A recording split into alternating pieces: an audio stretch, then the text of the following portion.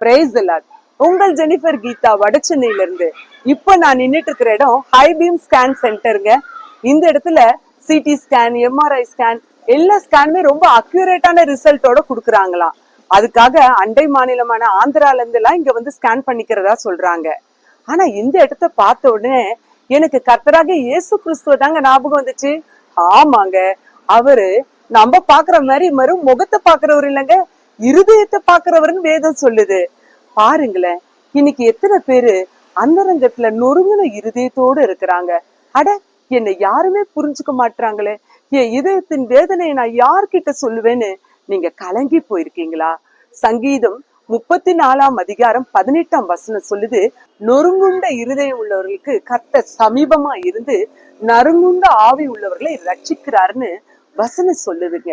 உங்களுடைய வேதனையான அந்த இருதயத்தை கர்த்தராக இயேசு கிறிஸ்து இன்றைக்கு பார்த்துட்டாரு. இனி நீங்க கலங்க தேவையில்ல, நிச்சயமா அவர் உங்களை ரட்சிப்பார்.